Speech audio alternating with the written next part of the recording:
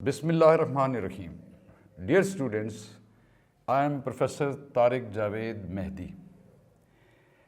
मैं पिछले कई सालों से एंट्री टेस्ट की तैयारी करवा रहा हूँ और कई इंटरेस्टिंग ऑब्जर्वेशंस हुई हैं। बहुत कुछ मैंने भी सीखा है और स्टूडेंट्स ने भी मुझसे सीखा है।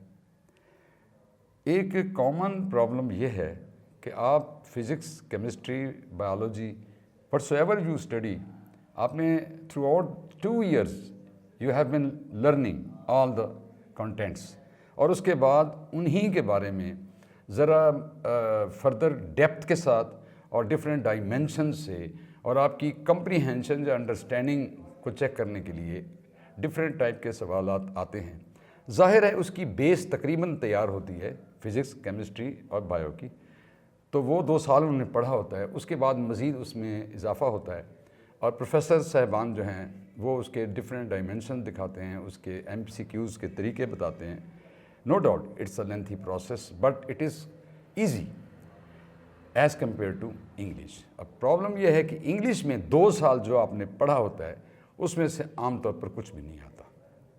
आपने लेटर्स की क्रैमिंग की होती है, एसेज की, स्टोरीज़ की, लगाया रट्टा और we just want somebody else to write something and we are ready to cram it and reproduce it in the examination hall। ये हमारी कौम का वतीरा है। यहाँ आकर एक्चुअल इंग्लिश, एक्चुअल ग्रामर की तरफ जाना पड़ता है जो कि क्वाइट डिफरेंट थिंग, तो बड़े प्रॉब्लम होते हैं। तो मतलब कि उनके लिए वो चीज़ें चूँकि बिल्कुल नई ही साबित होती हैं या उस एंगल से उन्होंने नहीं पढ़ी होती हैं, जिसकी वजह से बहुत बड़ा प्रॉब्लम होता है। और English has been a hurdle during the last few years कि जो एग्ज़ाम की सक्सेस में बहुत बड़ा प्रॉब्लम इंग्लिश बनाती रही है। और रीज़न यही है कि जनाब मेरे तो जी 88 मार्क्स थे, मेरे 92 मार्क्स थे। मार्क्स अपनी जगह वो क्रैमिंग का नतीजा था। अब जब असल इंग्लिश सामने आई तो बड़े प्रॉब्लम पैदा हो गए। अब इसमें एक और मिसअंडरस्टैंडिंग ये भी है कि जी मुझे टेंसेस आते हैं लिहाजा मुझे सारी इंग्लिश आती है। ना तो आपसे कोई लेटर लिखने की बात करेगा, ना एस्से लिखने की, ना स्टोरी लिखने की, ना कोई इडियम्स आपने रट कर हमें सुनाने हैं। ये पाकिस्तानी तरीक़ेकार नहीं चलेगा। एक्चुअल इंग्लिश की तरफ आना पड़ेगा, रियल ग्रामर। और मैं आपको एग्जांपल देता हूँ। अभी मैं आपके सामने कुछ 2-3 सेंटेंसेस लिख रहा हूँ, आप नोट करें और उसकी मैं आपको वजाहत भी करूँगा कि किस तरह इनकी ट्रांसलेशन कैसे बन रही है, ये किस तरह apparently they are look correct, लेकिन इनमें क्या गड़बड़ है। अब देखिए पहली बात, अब आप देखिए एक फिक्रा है, she is too miser to give something to her spouse. Apparently आप देखें इसमें टेंस के हवाले से देखा जाए कोई गलती नहीं है, स्पेलिंग्स देखें कोई गलती नहीं है, तो अब ट्रांसलेशन को देखें कोई गलती नहीं है, लेकिन इसमें लफ्ज़ इस्तेमाल हुआ है टू। अब टू एक ऐसा लफ्ज़ है जो अभी ज़ाहिर है हम इनिशियल स्टेज पर हैं, फंडामेंटल्स में आपको समझा रहा हूँ। टू को फ़िलहाल आप ये तस्लीम कर लें इस बात को कि ये एक एडवर्ब है। कैसे है, क्या एप्लीकेशंस है, वो बाद में बातें होंगी इन द कमिंग डेज। और माइज़र, अब देखें वो इतनी कंजूस है कि वो कुछ भी अपने स्पाउस कहते हैं शरीके हयात, वो अपने शरीके हयात को भी कुछ नहीं दे सकती, वो इतनी कंजूस है। तो देख ले बिल्कुल सही लग रहा है, लेकिन माइज़र जो है वो एक नाउन है, नाउन, और टू एडवर्ब है। अब मसला ये है कि एडवर्ब किसी नाउन की तशरीह नहीं कर सकता, ये इसका फंक्शन नहीं है। जब when we want to qualify a noun we need an adjective. यहाँ पर एडवर्ब लगा। एडवर्ब का काम यह है कि वो किसी वर्ब, और बहुत सी चीज़ें और भी हैं जिनको बाद में कमिंग डेज में बात करेंगे, लेकिन इस वक्त मैं ये बात कर रहा हूँ कि जो वर्ब या एडजेक्टिव को क्वालिफाई करता है, यानी उसका रिलेशनशिप जो है वो डायरेक्ट या वर्ब से है या फिर एडजेक्टिव से, और चीज़ों से भी है जिसका मैं जिक्र अभी नहीं कर रहा हूँ। अब हमने क्या किया, हमने नाउन की तशरीह एडवर्ब से कराई, जो कि बिल्कुल गलत है। एक तो ये मामला है। अब आप पूछेंगे कि सर अब क्या करें, फिर माइज़र का मतलब कंजूस है, टू जो है दैट गिव्स नेगेटिव सेंस, तो ठीक लगा हुआ है, हम करें क्या? भाई हमें ये काम करना पड़ेगा कि हमें एक ऐसा लफ्ज़ चाहिए जिसका मतलब तो कंजूस हो, लेकिन वो नाउन ना हो, वो एडजेक्टिव हो, ताकि एडवर्ब और उसकी केमिस्ट्री मिल सके। और वो लफ्ज़ है माइजरली। अब माइजर और माइजरली दोनों का मतलब एक ही है, यानी कंजूस, लेकिन माइजरली एक एडजेक्टिव है और एडजेक्टिव जो है वो उसकी तशरीह, उसकी डिस्क्रिप्शन या उसको क्वालिफाई एडवर्ब कर सकता है। लिहाजा ये कॉम्बिनेशन होगा कि शी इज टू माइजरली। दूसरी बात, this sentence gives a negative sense and for negative sense something is not used, we use anything. तो करेक्ट सेंटेंस बन गया she is too miserly to give something to her spouse. इसी तरीके से आप देखिए, शी सिंग्स वेरी गुड।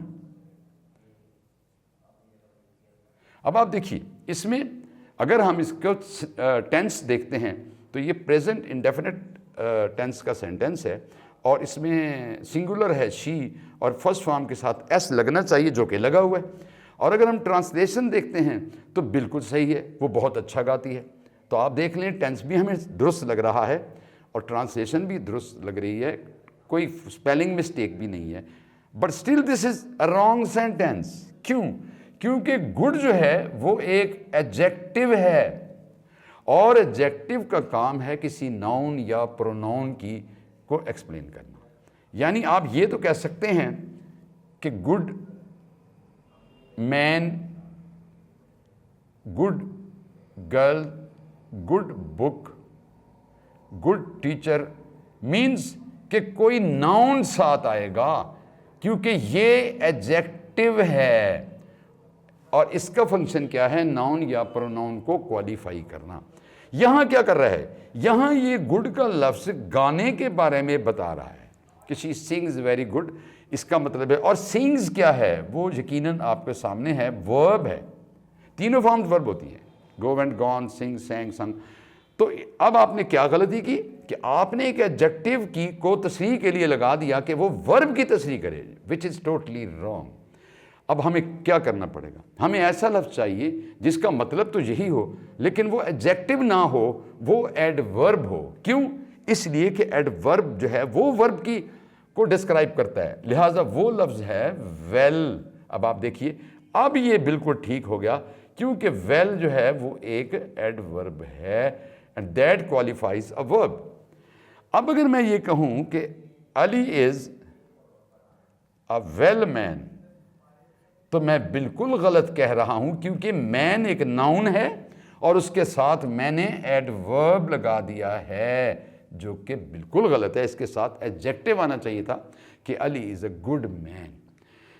ये मैंने एक एग्जाम्पल दी है। इट मीन्स कि टेंसेस से कहानी शुरू नहीं होती, टेंसेस से बहुत पहले कुछ मसला भी होता है जिस पर मास्टरी हासिल करना बहुत सिग्निफिकेंट है।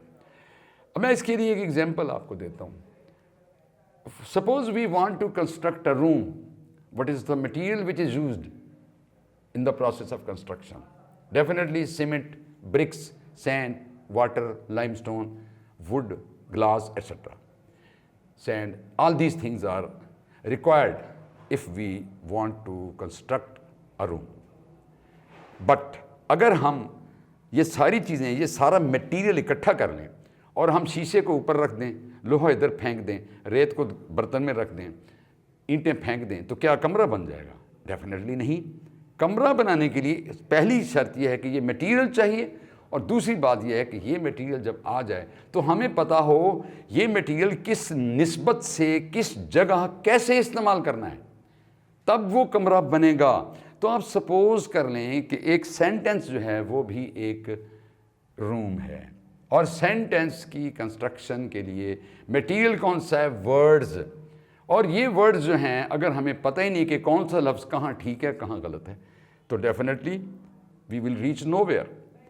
अब सवाल ये पैदा होता है कि जहन में आता है कि लाखों अल्फाज हैं इंग्लिश के, वो सारे अल्फाज को हम कैसे मेमोराइज़ करें कि भाई ये लफ्ज़ है, इसके ये मीनिंग है, ये फ़िक्रे में यहाँ आ सकता है, यहाँ नहीं आ सकता, ये गलत है, ये ठीक है। ये तो बड़ा कॉम्प्लिकेटेड मामला हो जाता है।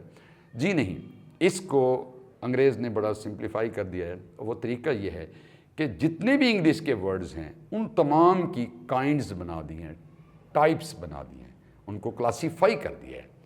और वो एक्चुअली तो अगर हम इंग्लिश को स्टैंडर्ड के लेवल पर देखते हैं तो वो हैं 8 काइंड्स। लेकिन एक ख़ास वजह से पाकिस्तान में एक नई काइंड जो है वो भी हम इंक्लूड करते हैं। तो पहले तो मैं ये बता दूं कि ये काइंड्स क्या हैं। इनको कहते हैं पार्ट्स ऑफ स्पीच। ये इनका नाम है, पार्ट्स ऑफ स्पीच। ये 8 मैंने आपसे कहा एक्चुअली तो 8 हैं, लेकिन 9 मैं अभी रीज़न बताऊंगा कि वो 9 पाकिस्तान में हम क्यों उसको एक अलग से तरीके से पढ़ाते हैं। ये जो पार्ट्स ऑफ स्पीच हैं, इनकी जो आगे बनती हैं जो नेम्स हैं वो मैं आपको बताता हूँ। अब ये जो पार्ट्स ऑफ स्पीच हैं वो मैं आपके सामने लिख रहा हूँ कि ये noun, number 2 pronoun, number 3 adjective, number 4 preposition,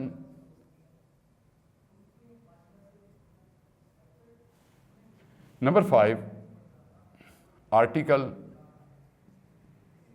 number 6 verb, number 7 conjunction,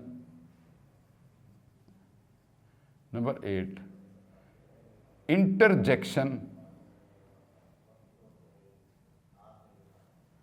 और नंबर 9 एडवर्ब। अब इसमें ये जो हमने आर्टिकल लिखा है ये एक्चुअली एडजेक्टिव ही की एक काइंड है, लेकिन इसका इतना ज़्यादा डिफरेंट इस्तेमाल है अलग से कि हम इसको एक अलग टाइटल देकर अलग से पढ़ते हैं। इसको एडजेक्टिव में इंक्लूड करके एप्रीहेंसिवली एक मतलब बिल्कुल मुख्तसर से अंदाज में नहीं पढ़ाया जा सकता। इसकी मिस्टेक्स आपके कोर्स में भी शामिल हैं, तो इसलिए हम इसको 9 कहते हैं। अब आपको ये बात शायद समझ आ गई होगी कि अगर हमें इंग्लिश ग्रामर सीखनी है तो सबसे पहले पार्ट्स ऑफ स्पीच की तरफ जाना पड़ेगा। और अब मैं आपको बताना ये चाहता हूँ कि होता क्या है। एक सेंटेंस आपके सामने आता है जो 4 सेंटेंसेस में वही लिखा हुआ है, उसमें से एक करेक्ट है और 3 रॉन्ग हैं। प्रॉब्लम ये है कि फ़िक्रे में क्या गलत है, कोई लफ्ज़ गलत है। ये जो लफ्ज़ गलत है, अब हमें अगर ये ही नहीं पता कि वो क्या है, ये हम नहीं जानते, तो उसकी करेक्शन कैसे समझेंगे।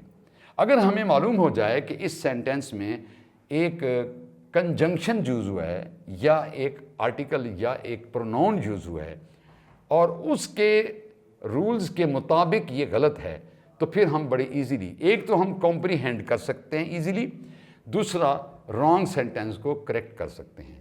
जब तक हमें ये खुद इन पार्ट्स ऑफ स्पीच के मुतालिक नहीं पता, हम इनकी करेक्शन कैसे सीख सकते हैं। तो जब करेक्शन का प्रोसेस शुरू होता है तो सबसे पहले उसमें यही बात आती है कि जी कोई आपके जितने भी पार्ट्स ऑफ स्पीच हैं वही गलत होंगे, उनके फ़िक्रे गलत होंगे, तो हमें ट्रेस करना पड़ेगा कि which of the parts of speech is used in a wrong way.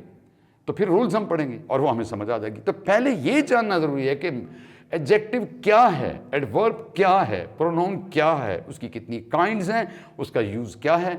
उसके बाद हम आते हैं मिस्टेक्स की तरफ। तो जब तक unless and until you understand the contents of the real subject, real part of speech, you can't understand the rules of correction. तो पहली बात ये।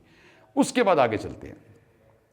ये जब आप सीख लेते हैं, और जाहिर है कि हमने इसी सीक्वेंस से जाना है कि पहले हम ये देखेंगे कि नाउन क्या होता है, उसकी कितनी काइंड्स हैं और किस तरह से उसको रॉन्गली यूज़ किया जाता है। ये भी बता दूं कि जो मिस्टेक्स हैं वो हम कोई इतने गए गुजरे लोग नहीं हैं। पाकिस्तान में अगर गलतियां होती हैं इंग्लिश में तो आप यकीन कर लें कि दूसरे ममालिक में भी होती हैं, and there are so many reasons behind it. एक रीज़न होता है नेशनल लैंग्वेज। मैं एक छोटी सी मिसाल देता हूँ, आगे चलकर हम उसको बाद में डिटेल से पढ़ेंगे। मिसाल के तौर पर हमारे उर्दू में मुल्क जो है वो मुज़क्कर है, तो जाहिर है हमारा स्टूडेंट जब कंट्री का लफ्ज़ सुनता है या पाकिस्तान देखता है, इंडिया देखता है, कोई लफ्ज़ इस तरह पढ़ता है तो वो उसके लिए ही यूज़ करेगा, क्योंकि उर्दू में ऐसा ही है। लेकिन इंग्लिश में ये मुअन्नस है, मस्कुलिन है, सॉरी फेमिनिन है, तो यकीनन इसके लिए शी लगना चाहिए। तो ये बहुत से मामलात ऐसे हैं। तो पहले हम पार्ट्स ऑफ स्पीच को अलग अलग से पढ़ेंगे। पहले हम कॉम्प्रीहेंड करेंगे कि व्हाट इज़ नाउन। जब उसकी पूरी समझ आ जाएगी, उसका स्ट्रक्चर किस तरह बनता कैसे है उसमें, उसके बाद उसकी कितनी काइंड्स है और उन काइंड्स में क्या डिफरेंस है और उसके इस्तेमाल में क्या डिफरेंस है। फिर हम उसके रूल्स पढ़ेंगे कि इसमें हम और पाकिस्तान में किस तरह की गलतियाँ होती हैं जो आपके पेपर में भी आ सकती हैं और हम लोग खुद कमिट करते भी हैं। तो वो कौन कौन सी गलतियाँ हैं, we will see through it. तो ये एक पहली बात। इसके बाद एक और अगला स्टेप आता है टेंसेस का। तो there is a big misunderstanding regarding tenses. लोग, बहुत से स्टूडेंट समझते हैं कि हमें मुकम्मल टेंसेस की तफहीम है, कॉम्प्रीहेंशन है और हम आराम से, ये तो कोई मसला ही नहीं है। लेकिन डियर स्टूडेंट्स, मसला है। जब आप अब पढ़ना शुरू करेंगे टेंसेस के हवाले से, ये जो आपने पढ़ा था ना कि जिस फ़िक्रे के आखिर में ता है, ती है, ते हैं, ती हूँ, ये लिखा हो तो वो जनाब प्रेजेंट इंडेफिनिट है, और जिसमें आखिर में ता था, ती थी, ते थे लिखा हो वो पास्ट इंडेफिनिट है, और जिसके आखिर में गा, गे, गी लिखा हो वो फ्यूचर। बिल्कुल ये इंतहाई कन्फाइंड, लिमिटेड और रॉन्ग जो है इम्प्रेशन है। आप मुझे बताइए कि अगर हम ये कहते हैं कि वो आया होगा, तो आपको पता है इसके दो सेंस हैं। एक आप हो सकता है फ्यूचर में भी ले लें, लेकिन दूसरा इसका जो वो है प्रोबेबिलिटी केस पास्ट का, पास्ट है ये। इसी तरह से बहुत सी कॉम्प्लिकेशंस हैं जो बड़ी सिंप्लीफाई होकर सामने आ जाएंगी कि असल डायमेंशन उसके मैं जिक्र ज़्यादा नहीं कर रहा हूँ, क्योंकि फिर हमने बाद में अलग से पढ़ना है उसको। तो टेंसेस में बेशुमार भैया गलतियाँ हैं जो आप करते रहे हैं, और आप उन गलतियों की वजह से आप कैच ही नहीं कर सकते उसको नहीं आप ट्रेस कर सकते कि ये क्या गलती, क्योंकि आपकी नज़र में वो ठीक होता है। तो बहुत सी चीज़ें हैं। तो टेंसेस को भी हमें इन डिटेल पढ़ना पड़ेगा कि टेंस क्या होते हैं उनका, और उसको मैंने फार्मूलाइज किया हुआ है कि कोई भी स्टूडेंट आराम से, यानी अगर वो मेरे लेक्चर सुन रहा है तो वो आराम से उसको कॉम्प्रीहेंड कर लेगा, अंडरस्टैंड कर लेगा, और कोई प्रॉब्लम नहीं होगा। इसके बाद आपको पता है वॉइस भी होता है, एक्टिव वॉइस, पैसिव वॉइस और डायरेक्ट इनडायरेक्ट। और इसके अलावा फिर मिसलेनियस एरर्स होती हैं, मिसलेनियस एरर्स यानी मिली जुली मुतफर्रक किस्म की। अब मैं एक मिसाल देता हूँ छोटी सी, आप उससे अंदाज़ा लगा सकते हैं कि अगर मैं एक फ़िक्रा लिख देता हूँ, ये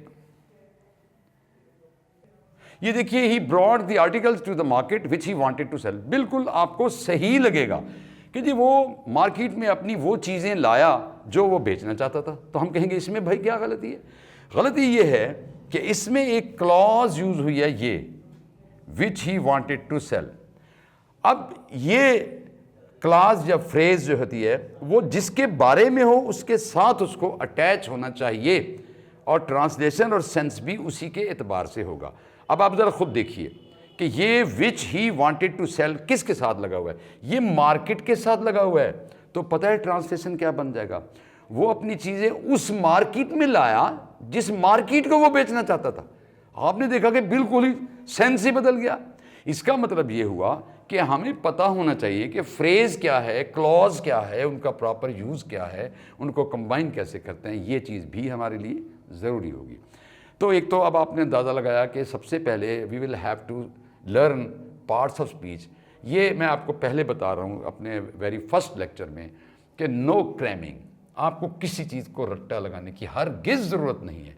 आपको पता है हमारे पाकिस्तानी लोगों का सबसे बड़ा प्रॉब्लम यही है कि we do not do anything ourselves. हम खुद कुछ भी नहीं करते। हमारा काम यह है कि हुजूर काम आप करें या आप तहरीर करें, we will cram it and reproduce it in the examination. लिखें आप, सब कुछ आप करें। हमने रट्टा लगाने के लिए हमारी कौम तैयार बैठी है। यही वजह है कि हम 2 नंबर चीज़ें, 3 नंबर 4 असल चीज़ नहीं, हम नीडल भी नहीं बनाएंगे क्योंकि उसके लिए ओरिजिनलिटी चाहिए। तो हमें रट्टा नहीं लगाना, हमने कंप्रीहेंड करना है, समझना है। तो ये इनको हमने, मैं आपसे काइंड्स नहीं पूछ रहा हूँ कि क्या है इसका बताओ जी। हम ये देखेंगे कि आप एक जब टेस्ट आएगा आप देख, और एक स्टेटमेंट, एक इबारत लिखी होगी, पैराग्राफ होगा, आप मुझे बताएंगे कि सर ये जो है ना, ये नाउन है, ये एडवर्ब है, ये वर्ब है, ये एडजेक्टिव है। If you identify parts of speech तो आपका आधा काम हो गया। आप समझ गए कि अब आपको ये पहचान होगी कि ये लफ्ज़ है क्या। बेसिकली ये क्या लफ्ज़ है और इसका इस्तेमाल हम कैसे करेंगे। तो उसके बाद फिर अगला स्टेप होगा कि उसमें मिस्टेक्स कौन सी होती हैं जो आमतौर पर हमारे मुल्क में स्टूडेंट्स कमिट करते हैं, वो कौन कौन सी हैं। तो फिर वो जाहिर है कि पार्ट ऑफ स्पीच वाइज हम आगे चलेंगे। ये भी सुनने की ये एक सीक्वेंस होता है, इस सीक्वेंस के बगैर हम ये नहीं कि आज चलें वर्ब पढ़ लें, आज प्रोनाउन पढ़ लें। ये जो मैं बताया कि सबसे पहले आपको नाउन पढ़ना पड़ेगा, फिर आपको प्रोनाउन पढ़ना पड़ेगा, फिर एडजेक्टिव पढ़ना, इस तरह एक तरतीब है, तब ये समझ आएगी। उस सीक्वेंस के तहत हम पढ़ेंगे कि ये हैं क्या और इसके बाद इनमें मिस्टेक्स कौन सी, पूरी डिटेल के साथ इंशाल्लाह। और उसके बाद फिर हम टेंसेस की तरफ आएंगे। टेंस क्या होता है, इसका असल मफहूम क्या है, इसके कितने कैसे इसका बनाया जाता है। And I have formulised all tenses. आप में से कोई भी, हर स्टूडेंट 1 मिनट में वो बात इंशाल्लाह समझ लेगा और वो उसको खुद भी ट्रांसलेट भी कर सकता है और समझ भी सकता है। और फिर वॉइस की बारी आएगी। वॉइस में एक्टिवाइज पैसिवाइज, इसमें बड़ी गलतियाँ होती हैं, वो भी मैं आपको बताऊंगा कि भाई जब एक्टिवाइज है तो ज़रूरत क्या पड़ेगी कि पैसिवाइज बनाए, ये कहाँ इस्तेमाल होता है, कब इस्तेमाल होता है और इसमें कौन कौन सी गलतियाँ होती हैं। इसी तरीके से नरेशन है, आप FSC का पेपर देते हैं, वहाँ यही प्रॉब्लम बन जाता है। जब आप किसी के बारे में बात करते हैं कि he said, mister chips said that, और उसके बाद आप क्या करते हैं, आई, फिर आप लिखते हैं। अगर उसने ये कहा था कि आई लव कैथरीन ब्रिजेस, तो आप कहते हैं mister chips said that I love. तो ये तो बिल्कुल ही गलत हो गया। आई का मतलब तो आप हो गए जो पढ़ रहा है उसको। ये इनडायरेक्ट में जब जाएगा, जब आप इन्वर्टेड कॉमास रिमूव करेंगे, तो पूरा प्रोसेस है वो पता होना चाहिए कि टेंसेस कैसे चेंज हुए हैं, क्या हुए भी हैं ये नहीं, कहीं नहीं होते, कहीं होते हैं। और जो जो उसमें ट्रांसफॉर्मेशन के दौरान जो प्रोसेस होगा वो सारा हमें इंशाल्लाह करना पड़ेगा, वो समझना पड़ेगा। और फिर उसके बाद मैंने आपसे कहा मिसलेनियस बहुत सी गलतियां हैं जो पाकिस्तानी लोग, हम लोग करते हैं। उसमें एक ऐसा लफ्ज़ भी है जिससे हम सारे प्रोफेसर चिढ़ते हैं, हम आप लोगों के सामने नाम नहीं लेते उसका, कुछ हमें वी फील शेम्ड। वो ये है कि हमारे बारे में इंडियनिज़म का लफ्ज़ इस्तेमाल किया गया था। एक ख़ास इंग्लिश, जब ब्रिटिश राज था यहाँ पर, तो जो हमने खुद अपनी अंग्रेज़ी खुद ही बना ली, ऐसे ऐसे कमाल के फ़िक्रे हमने बनाए जो अंग्रेज़ों की समझ से बालातर थे कि ये कौन सी इंग्लिश है भाई। तो उन्होंने ऐसी तमाम मिस्टेक्स को जो है इंडियनिज़म का नाम दिया। अब उस वक्त पाकिस्तान इंडिया एक ही होता था, तो ज़ाहिर है हमारे लिए ये शर्मनाक बात है। तो हम ये कहते हैं कि जनाब ये रॉन्ग एक्सप्रेशन है, ये बस रॉन्ग एक्सप्रेशन है, ये गलत इजहार है। हम वो बैकग्राउंड की तरफ नहीं जाते। इस तरह के बेशुमार लफ्ज़ हैं जो उस वक्त मैं एंड पे आपको बताऊंगा कि जनाब ये जो रॉन्ग एक्सप्रेशन है वो कहाँ कहाँ क्या क्या हम कमालात कर रहे हैं और कितना गलत बोल रहे हैं और गलत लिख रहे हैं। उसके अलावा भी बहुत सी चीज़ें हैं जो मिसलेनियस में कंसिडर होती हैं, वो सारी पढ़ी जाएंगी। इसके बाद अगला स्टेप पंक्चुएशन का है।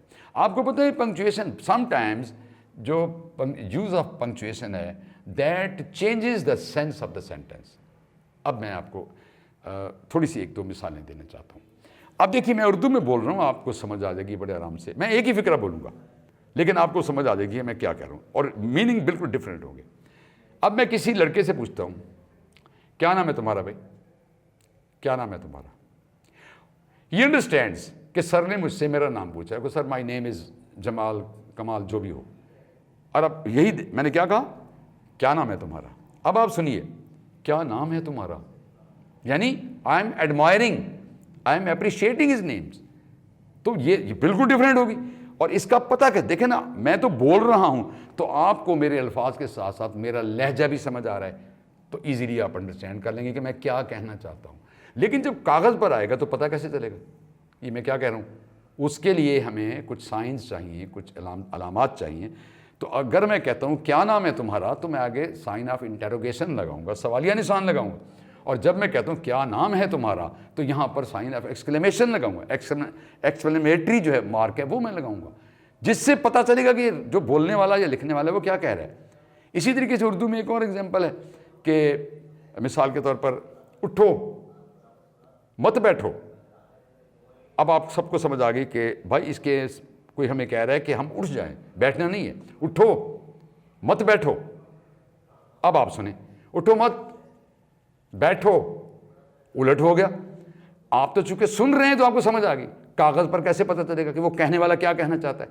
यकीनन इसमें कुछ हमें पंक्चुएशन मार्क्स चाहिए, कुछ कॉमे, फुल स्टॉप, ये सारी चीज़ें, इनका प्रॉपर यूज़ क्या है आपको पता। मैं एक तो सेंस चेंज हो जाता है, बहुत सी चीज़ें इसमें आएंगी, इनको भी हमें पढ़ना पड़ेगा कि ये जो पंक्चुएशन है वो प्रॉपरली किस तरह होती है।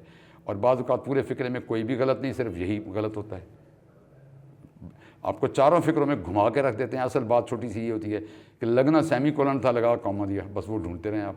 तो अब घबराने की ज़रूरत इसलिए नहीं है कि हम खूब इसकी प्रैक्टिस करेंगे। पहली बात तो ये कि इसको समझेंगे, ये कहाँ चीज़ आती है, कैसे आती है, उसकी एग्जाम्पल से हम समझेंगे कि ये देखें जी यहाँ ऐसे ऐसे ऐसे ऐसे ये चीज़ यूज़ हो रही है।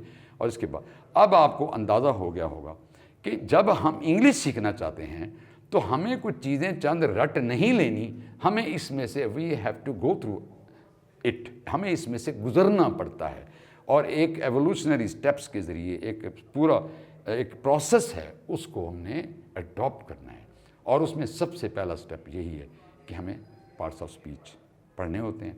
और पार्ट्स ऑफ स्पीच के बाद फिर उसमें से पहला अब यह है कि मसलन जब हम पढ़ेंगे कि व्हाट इज़ नाउन, तो उस नाउन को समझने के बाद जब हमें पूरी तरह समझ आ जाएगी कि नाउन क्या है, उसके बाद हम नेक्स्ट उसके अगले लेक्चर में हम ये देखेंगे कि उसमें हमारे मुल्क में कौन कौन सी एरर्स कमिट की जाती हैं और उनको रिमूव कैसे करना है। चूँकि आप नाउन की पूरी बात समझ चुके होंगे कि वो है क्या, लिहाजा उसको अंडरस्टैंड करना, उसकी एरर्स को अंडरस्टैंड करना भी मसला नहीं रहेगा, बड़े आराम से आप उसको समझ सकते हैं।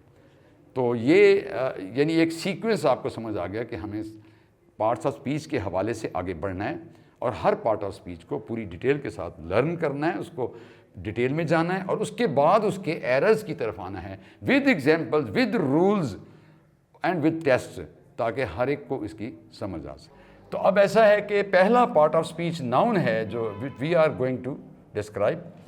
तो ये नाउन इंग्लिश का लफ्ज़ नहीं है, पहली बात ये है, ये ग्रीक वर्ड था, इसका मतलब है नेम, नाम। चूँकि ग्रामर में हमें टर्म्स चाहिए तो इसलिए बजाय नेम कहने के, वो बड़ा जनरलाइज हो जाता है, उस पर फिर समझ नहीं आती, इसलिए हमने उसको नाउन कहा। सवाल ये पैदा होता है कि किस चीज़ के नाम को नाउन कहेंगे। तो ये है जनाब इस तरह के the name of some person, place, thing और आइडिया इज़ कॉल्ड नाउन। चार चीज़ें मैंने आपके सामने बोली, ये इसकी डेफिनेशन हो गई।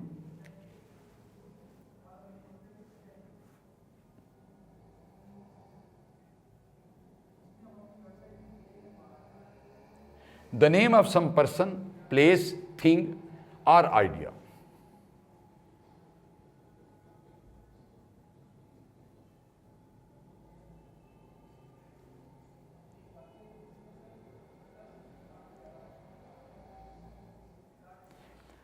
अब पर्सन देखिए, मैन का लफ्ज़ यूज़ नहीं किया गया इसलिए कि पर्सन में मैन भी आता है, वुमेन भी आती है, फादर भी है, मदर भी है, ब्रदर भी है, सिस्टर भी है, कैप्टन भी है, प्लेयर भी है, डॉक्टर भी है, पेशेंट भी है, कोई भी शख्स वो पर्सन। और प्लेस जो है, चाहे वो स्मॉल प्लेस हो, लार्ज हो, वो ग्राउंड हो, वो विलेज हो, सिटी हो, व्हाट्सएवर, और कोई भी चीज़ हो सकती है, कोई भी चीज़, पेन है, किताब है, पेंसिल है, मुख्तलिफ। और आइडिया वो चीज़ है जो हमारे जहन में आता है और वो डिटेल बाद में आएगी। तो इनमें से किसी भी चीज़ का नाम लिया जाएगा तो हम उसको कहेंगे कि दिस इज़ नाउन। अब हम इसकी टाइप्स की तरफ आते हैं, काइंड्स की तरफ आते हैं। तो पहले तो मैं आपको एग्जांपल दे रहा हूँ, आप देखिए, मैं कुछ लिख रहा हूँ।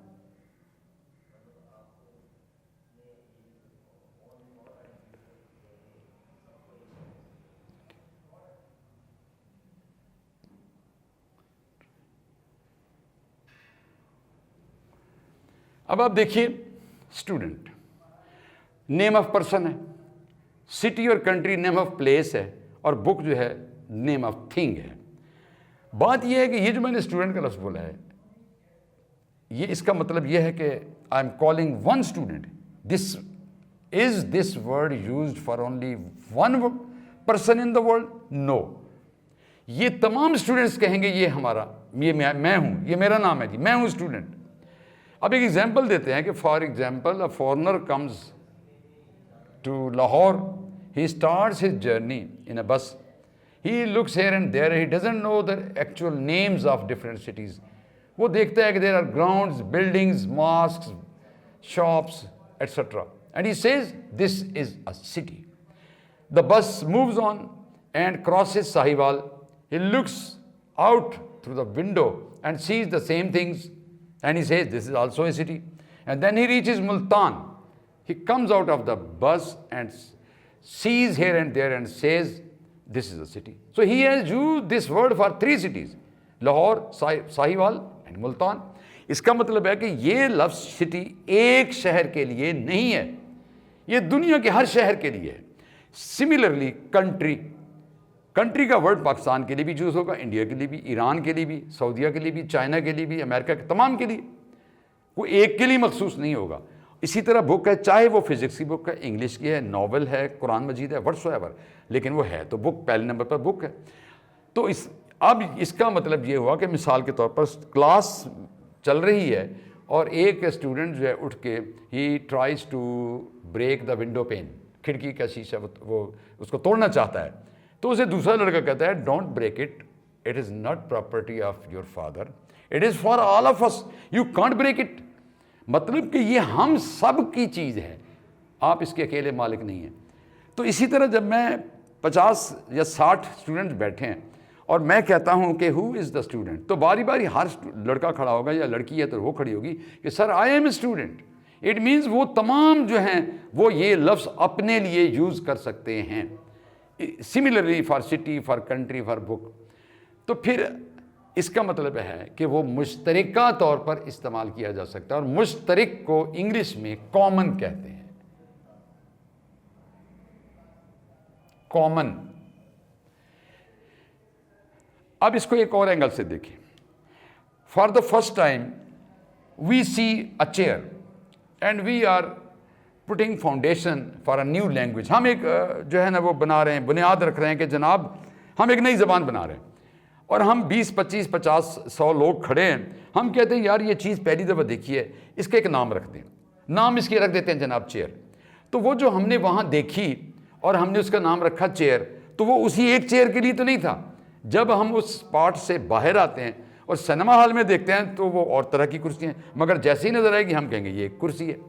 वो सोने की है, चांदी की है, या लोहे की है, या प्लास्टिक की है, या लकड़ी की है, व्हाटसोएवर, लेकिन वो है तो कुर्सी।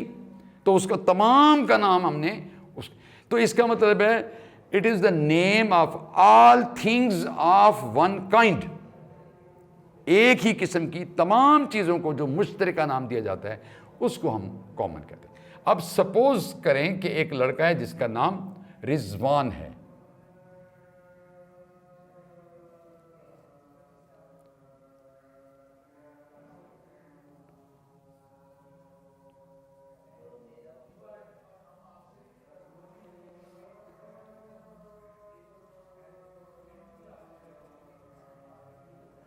देखें।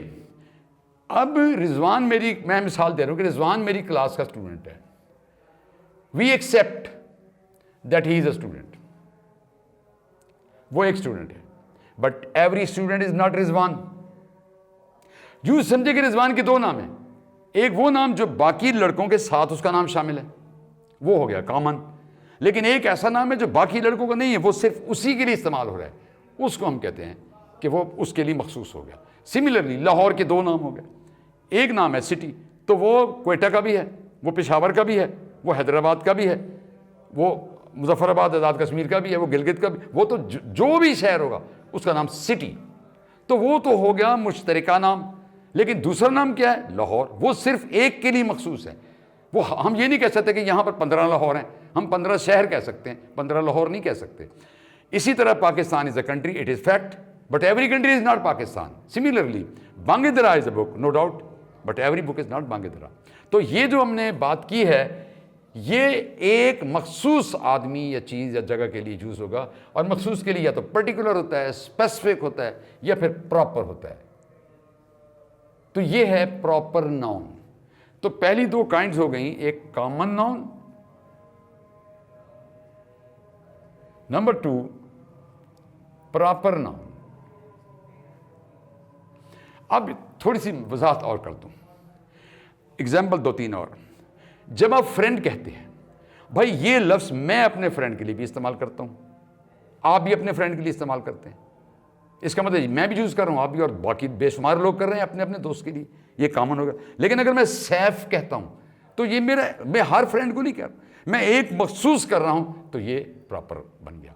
अगर हम गाँव कहते हैं तो हर एक आदमी का गाँव जो है गाँव है, वो लफ्ज़ सबके लिए इस्तेमाल होगा।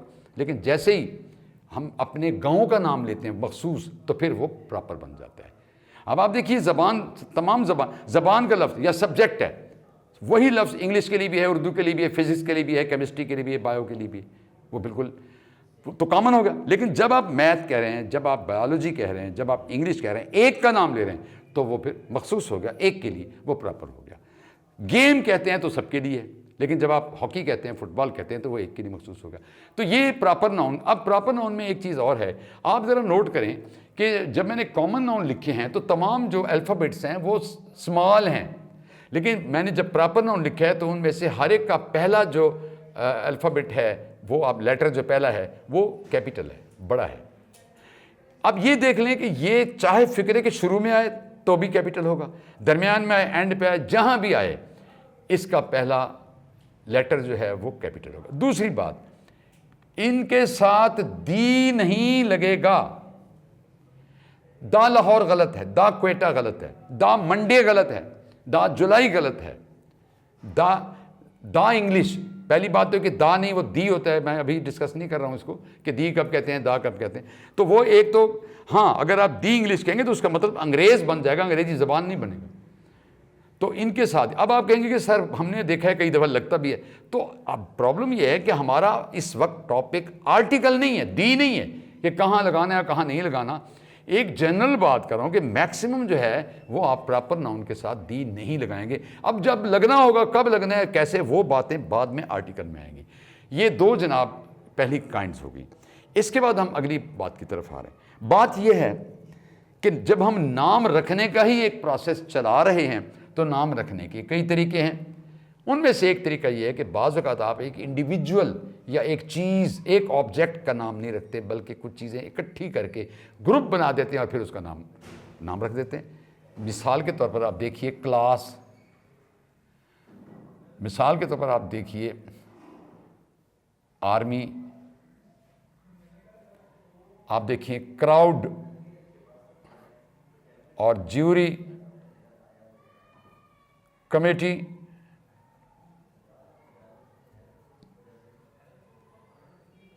हर्ड यानी रेवड़, जंगल,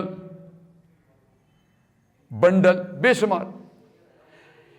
ये अब हमने क्लास रखा है। This is the name of a group of students. ये स्टूडेंट्स के ग्रुप को हम कह रहे हैं क्लास। इसी तरीके से a group of soldiers that we are calling army, और ग्रुप ऑफ पीपल वो जो है क्राउड है, और ग्रुप ऑफ जजेस वो जो है ज्यूरी है, और कमेटी जो है वो भी चंद इंडिविजुअल्स का ग्रुप होता है, इंडिविजुअल्स का ग्रुप है। हर्ड जो है वो एनिमल्स का ग्रुप है, और जंगल जो है वो ट्रीज का भी कह सकते हैं और एनिमल्स का भी। तो ये इस तरह से आप देख सकते हैं कि ये हमने जो नाम रखे हैं, ये नाम किस तरह हैं, ग्रुप्स के हैं। तो जब आप अब हमने काम क्या किए, आप देखिए हमने काम ये किया है कि हमने इनको इकट्ठा किया है। इकट्ठा करने को कलेक्ट कहते हैं, और उससे लफ्ज डिराइव होता है कलेक्टिव नाउन। क्या है? This is the name of a group of persons, things और एनिमल्स। और एक बात और, we take it as a whole, हम इसे मजमूई तौर पर कंसिडर करते हैं। मिसाल के तौर पर वही गर्ल्स जो हैं कैंटीन की तरफ जा रही हैं, मिसाल के तौर पर सेकेंड ईयर की गर्ल्स हैं वो कैंटीन की तरफ जा रही हैं, तो हम कहते हैं the girls of the second year are going to the canteen, are going to the canteen. लेकिन जब उसी को हम क्लास कहते हैं तो हम कहते हैं the class is going to the canteen, यानी हम उसको एज ए होल लेते हैं। यहां भी एक प्रॉब्लम आपके सामने आएगा, सर हमने तो कई दफ़ा देखा ये वाहिद भी बना होता है, जमा भी बना होता है। तो भाई वो जो बना होता है वो फिर उस हम इसकी करेक्शन में पढ़ेंगे ना, हम इसकी करेक्शन करेंगे कि कहाँ पर और क्यों होता है और जमा कब बनता है। तो एज ए होल हमने इसको ऐसे ही कंसिडर करना है। ये है कलेक्टिव नाउन। आई थिंक कि आपकी समझ में आ गया होगा। अब हम आते हैं अगली काइंड की तरफ। अब हम नेक्स्ट काइंड पे आते हैं। आप देखें, there are two kinds of things in the world. One kind consists of those things which we can see we can touch, we can measure, we can count, we can weigh, which are visible, or at least we can feel them with our five senses. हम देख सकते हैं, सूंघ सकते हैं, चख सकते हैं, सुन सकते हैं, छू सकते हैं, ये हमें वो चीज़ नज़र आती है और हम देख लेते हैं उसको। एक वो है, और दूसरी वो है जो कि इनविजिबल है। अब उसकी एग्जांपल्स मैं आपको देता हूँ ताकि आपको समझ आएगी बात की। मैं एक क्लास में मिसाल के तौर पर, एक गर्ल है जी, वो उसके हाथ में शॉप पर बैग है। मैं उसे कहता हूँ इसमें क्या है, वो कहती है कि सर इसमें चीनी है। तो मैं अजीब से और तरीके से मैं कहता हूँ कि भाई ये चीनी क्या होती है, मुझे तो नहीं पता, मैं नहीं मानता हूँ, ये तो कुछ भी नहीं है। तो उसके पास बड़ा इजी वे है, वो उसको पोर करेगी और चंद particles she will throw on my palm. अब मुझे नज़र आ रहे हैं, सफ़ेद हैं वो पार्टिकल्स हैं, वो मैं चखता हूँ तो स्वीट हैं।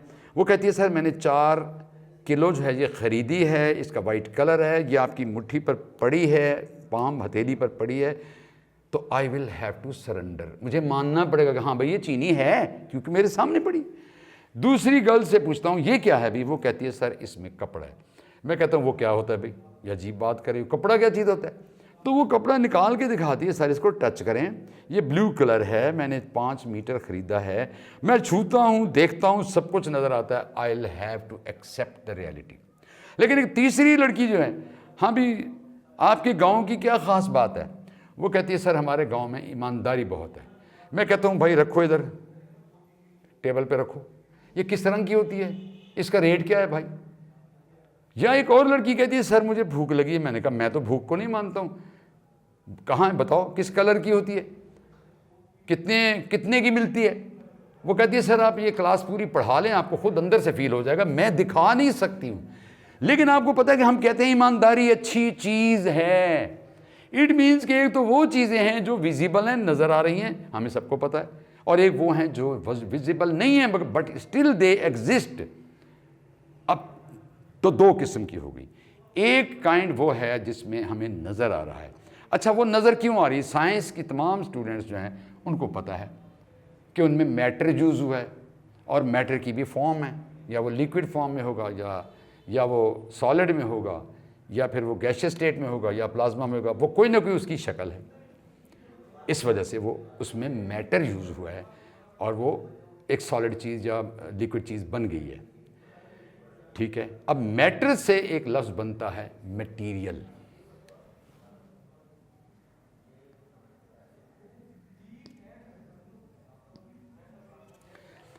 मटीरियल नाउन, ठीक है जी। अब आप कहेंगे इसका मतलब है सर अगर कुर्सी है, चेयर है, आपने कुछ देर पहले बताया कि चेयर जो है वो कॉमन नाउन है, अब वो ठोस चीज़ है, नज़र आ रही है, तो फिर हम उससे मटीरियल नाउन कहें या कॉमन नाउन कहें? बिल्कुल एक प्रॉब्लम है कि हम इसमें किस तरह डिस्टिंग्विश कैसे करेंगे, ये कब मटीरियल बनेगा और कब कॉमन होगा? तो मैं इसका जवाब ये देता हूँ कि जनाब मटीरियल से मुराद वो नहीं है वो चीज़, मटीरियल से मुराद है वो मटीरियल जिससे कोई चीज़ बनती है। मैं एग्जांपल दूंगा, आपको समझ आ जाएगी। मसलन table is a common noun, but the material I mean to say wood is used in the building of that table. तो टेबल तो कॉमन नाउन थी, वो चीज़ बन गई है, लेकिन जो इसमें मैटर यूज हुआ है वो मैटर है वुड मटीरियल नाउन है।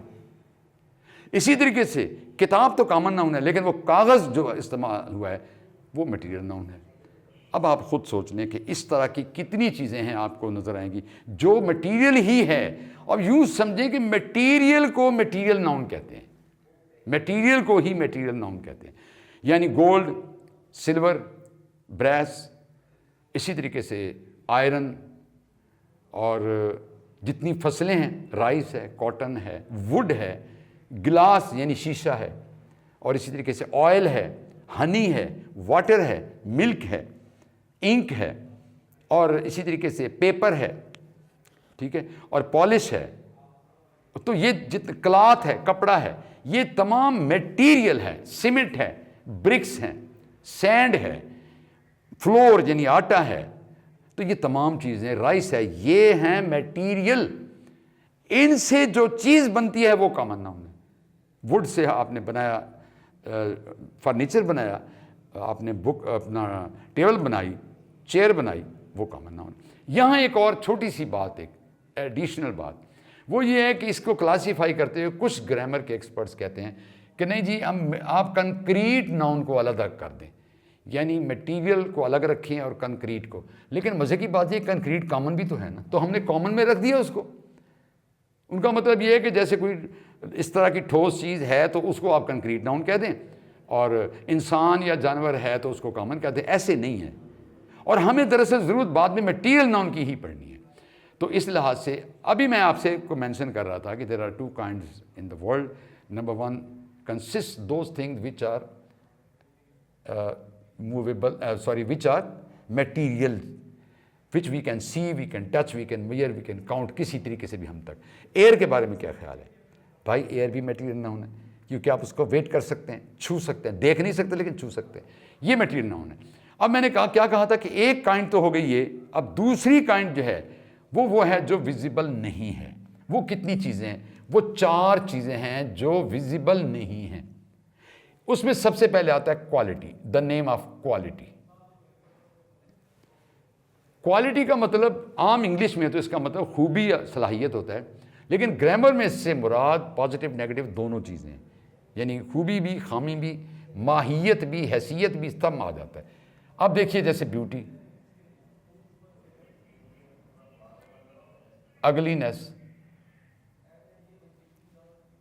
Honesty, dishonesty,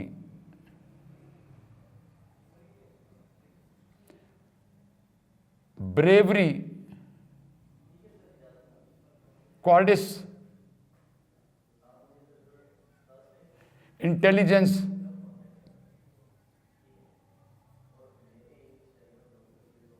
dullness. I have given a few examples, बेशुमार एग्जाम्पल्स हो सकती हैं। आप मुझे ये बताइए, क्या इनमें से कुछ नज़र आता है आपको? कभी ऑनेस्टी नज़र आई है? कभी जहानत नज़र आई है? हमें बंदा नज़र आता है, जहानत नज़र नहीं आती। आप कहेंगे सर ब्यूटी तो नज़र आती है। नो, हमें इंसान नज़र आता है, चीज़ नज़र आती है, मंजर नज़र आता है। आपने शायद पढ़ा होगा, लिटरेचर में बात की जाती है कि beauty lies in the eyes of beholder. हुस्न दरअसल देखने वाले की आंख में होता है। अब आप देखें, अगर हम ये कह रहे हैं कि एक कोई इंसान या फूल है या परिंदा है, वो बहुत खूबसूरत है, आप कहते हैं इसमें जी खूबसूरती पाई जाती है, क्या आप मुझे वो निकाल के दिखा सकते हैं? सर देखें, ये है ब्यूटी। इससे मुराद ये है कि वो तो चीज़, वो अब हमें जो चीज़ हमें क्लियरली नज़र ना आए, हम टच ना कर सकें, टेंजिबल ना हो, एक्सप्लेनेबल ना हो, उसको हम देख नहीं सकते, उसको हम कहते हैं एब्स्ट्रैक्ट। जैसा कि आपने देखा होगा एब्स्ट्रैक्ट आर्ट होता है, एब्स्ट्रैक्ट। वो जिस तरह के एक जोक है कि जी चाइना में पाकिस्तानी एक कपल चला गया, रेस्टोरेंट में बैठे थे, तो उनको जो खाने पीने की चीज़ें प्रोवाइड की गई, गोश्त, तो हस्बैंड एंड वाइफ जो है उनकी डिस्कशन शुरू हो गई कि जनाब ये तो हिरन का गोश्त है, और बीवी कहती है नहीं ये मुर्गा भी का है। इस बहस जब तूल खींचा तो उन्होंने वेटर को बुला दिया। आप याद रखिए कि चाइनीज़ की जो इंग्लिश है वो हमसे बहुत पीछे है, वो हमसे भी बड़े फनकार हैं, उनसे नहीं बोली जाती सही तरीके से। तो वो अब ना तो वो इंग्लिश जानता था और ना उर्दू, चुनांचे उसने पूछा जब हस्बैंड ने, तो उसने इशारा किया कि जी मुझे तो आपकी ज़बान समझ नहीं आती। तो उन्होंने फिर इस आवाज़ निकाल कर हस्बैंड ने कहा कि ये गोश्त किसका है, किस चीज़ का है। उसने मुर्गे की आवाज़ निकाली, भैंस की आवाज़ें निकाल कर थक गया। और वो ही ऑलवेज, ये मतलब जिसको कहें he would reply in the negative, यानी सर ही शुक हिज हेड, बार बार सर ऐसे करता रहा, नहीं नहीं नहीं। तो आखिर में हस्बैंड ने खुद उसकी तरफ इशारा किया कि ये फिर है किस चीज़ का। And the waiter started barking. अब आप समझ आ गई होगी कि क्या चीज़ का गोश्त था। उसके बाद उन्होंने जब वोमिट किया, जो भी किया, उसके बाद सामने दीवार पर उन्होंने कहा कि एक और बहस शुरू हो गई कि इस तस्वीर में बीवी को बहुत मजलूम दिखाया गया, और हस्बैंड ने कहा नहीं जनाब इसमें हस्बैंड को। तो ये बहस जब शुरू हुई तो इसका फैसला वेटर तो नहीं कर सकता था, तो वेटर की जगह उन्होंने मैनेजर को बुलाया, और मैनेजर ने उसे देख कर कहा हंस कर कि आप क्यों मजाक उड़ाते हैं, ये तो दीवार का प्लस्तर उखड़ा हुआ है। तो इसको हम कहते हैं एब्स्ट्रैक्ट आर्ट, कि जो बिल्कुल क्लियर नहीं है, वाजे हम उसको नहीं देख सकते। चुनांचे ये एब्स्ट्रैक्ट नाउन है। इसकी पहली काइंड मैंने बताया कि क्वालिटी, नेम ऑफ क्वालिटी। उसके बाद है द नेम ऑफ स्टेट, जिसको आप उर्दू में हालत कहते हैं।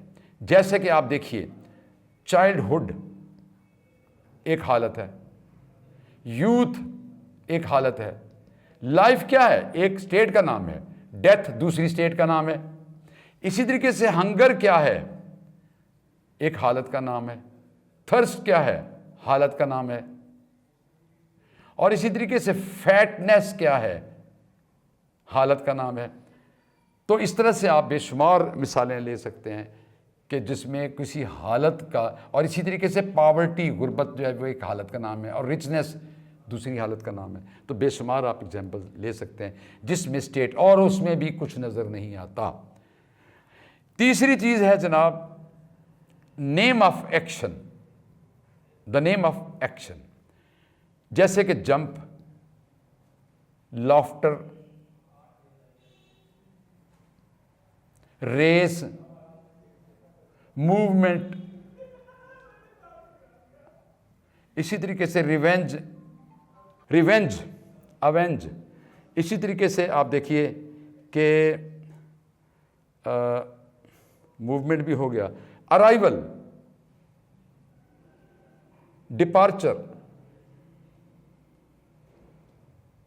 यानी आमद, रवानगी, जंप यानी छलांग, कहका, दौड़, रेस जो है दौड़, मूवमेंट हरकत, रिवेंज इंतकाम, अराइवल, आमद, डिपार्चर, रवानगी, और बेशुमार बहुत ज़्यादा। अब आप पूछेंगे सर ये तो एक्शन तो वर्ब होता है, आप इसे नाउन कह रहे हैं। एक्शन वर्ब इस तरह होता है जैसे रन है, तो शी रन्स फास्ट, इसमें ये वर्ब है, वो तेज़ दौड़ती है। आई रैन फास्ट, ये रैन भी वर्ब हो गया, और ही इज़ रनिंग फास्ट, ये भी हो गया, और ही हैज़ रन फास्ट, ये सारे हो गए। लेकिन यहाँ पर इस तरह यूज़ नहीं हो रहा, हमने उस एक्शन का एक नाम रखा है। देखिए उसने छलांग लगाई, ये तो वर्ब है, लेकिन छलांग खुद क्या है, वो एक नाम है, एक एक्शन का नाम है। इसी तरह से लाफ का मतलब हंसना होता है, लाफ्टर कहका, वो कहका क्या है, नेम ऑफ एक्शन है, और जब नेम आता है तो वो नाउन होता है। तो ये नेम ऑफ एक्शन जो है वो भी इसी तरह से एब्स्ट्रैक्ट नाउन है। और फिर काइंड नंबर जो चौथा पॉइंट बनता है वो है आइडिया। अब आइडिया क्या है, आप देखिए गॉड, किसी को आज तक नजर आया, दुनिया की सबसे बड़ी reality, fundamental reality, and nobody has seen, ठीक है ना, लेकिन वो है, एग्जिस्ट करता है। और इसी तरीके से एंजल यानी फरिश्ता, पैराडाइज, हेल यानी दोज़ख। इसी तरीके से आप देखिए नॉलेज, ना तो ये खूबी है, ना खामी है, ना हालत है, कुछ भी नहीं, ये एक आइडिया है, नॉलेज है। या इसी तरीके से आप जो सब्जेक्ट्स के नाम लेते हैं वो तमाम भी इसी तरह से हम उनको कहते हैं कि ये आइडिया है।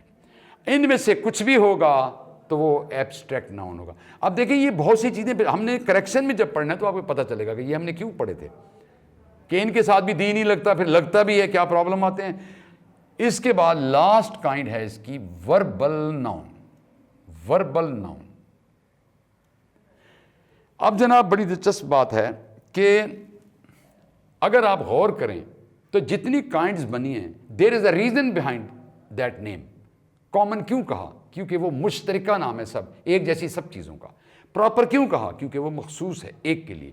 कलेक्टिव क्यों कहा, इसलिए कि जमा करके, कलेक्ट का मतलब जमा करना।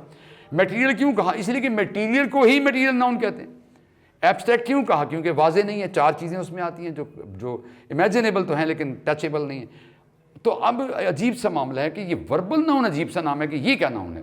लेकिन इससे पहले मैं एक चीज़ और भी थोड़ी सी एडिशन उसमें कर रहा हूँ कि जो कॉमन नाउन है इसके भी आगे दो और सब ब्रांचेस भी हैं, कि एक है जी काउंटेबल नाउन्स और एक है अनकाउंटेबल नाउन। वो अलग से हम इतनी लंबी चौड़ी उसमें नहीं जा रहे, हमने मेन बात किया।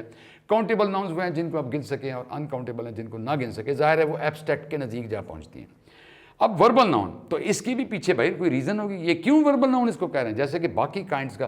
क्योंकि अगर हम अंडरस्टैंड कर जाते हैं तो आपको पता है फिर हमें दो फायदे होते हैं। एक तो ये कि वो नाम की बैकग्राउंड का पता चलता है, तो वो नाम याद भी रहता है, और उसको जो काइंड की डिटेल है वो भी हमें याद रहती है। अब इसका नाम है देखिए वर्बल नाउन। तो ये पहला मसला ये है कि हम इसे क्यों वर्बल नाउन कह रहे हैं, इसका नाम वर्बल नाउन क्यों है? तो there are two reason behind it. Number one, this noun is derived from verb, ये वर्ब में से अखज़ किया गया है, निकाला गया है, ये पहली रीज़न है। दूसरी रीज़न ये है कि जब हम बना लेते हैं तो ये नाउन इज़ जेनरस इनफ, इतना फराग दिल है कि वो कहता है भाई मेरा तो वजूद ही नहीं था दुनिया में, वर्ब साहब आपकी मेहरबानी, आपकी वजह से मैं इस दुनिया में आया हूँ, तो अब मैं नाशुक्रा नहीं हूँ, आप मुझे एक फ़िक्रे में बतौर नाउन इस्तेमाल करते हैं, आपकी बड़ी मेहरबानी, लेकिन मैं किसी दूसरे फ़िक्रे में बतौर वर्ब भी आ सकता हूँ, यानी ये वर्ब के तौर पर भी यूज़ हो सकता है, नाउन के तौर पर। It can be use simultaneously in one sentence as a verb and in the second as a noun. अब सवाल ये बता अजीब सी बात है, पहली बात ये कि वर्ब से बना कैसे है, तो हम उसकी तरफ आते हैं इसकी। और ये मैं आपको बता दूं कि आगे इसकी भी दो सब काइंड्स हैं। पहली है जिसको हम कहते हैं जेरेंड या जीरेंड, दोनों तरह से बोला जाता है, और दूसरी है जनाब इनफाइनेटिव भी कहते हैं, इन्फिनेटिव भी कहते हैं, इन्फिनेटिव। ये कौन है और ये कैसे दोनों काम कर रहे हैं, वर्ब भी और नॉन भी, हाउ इज इट पॉसिबल, वह अभी हम बात करते हैं इसके मतलब। तो अब आपने देखा कि वी हैव स्टडीड 6 काइंड्स। ये जो 6th काइंड है इसकी मैंने आपको बताया कि सब ब्रांचेज हैं, जेरेंड और इन्फिनेटिव। ये चूँकि थोड़ी सी एक्सप्लेनेशन रिक्वायर करती हैं, और ये बनती कैसे हैं और इनका इस्तेमाल दोनों तरह से कैसे होता है, इनमें डिफरेंस क्या है, ये थोड़ी सी डिटेल की बात है। तो नेक्स्ट लेक्चर में हम एक तो इनका डिफरेंस देखेंगे कि जेरेंड और infinitive, how to form them and what is the difference between them. दूसरी बात कि जो करेक्शन के रूल्स हैं नाउन के रेफरेंस से, वो इंशाल्लाह ताला हम दूसरे लेक्चर में करेंगे इसको। तो for up till that time, good bye.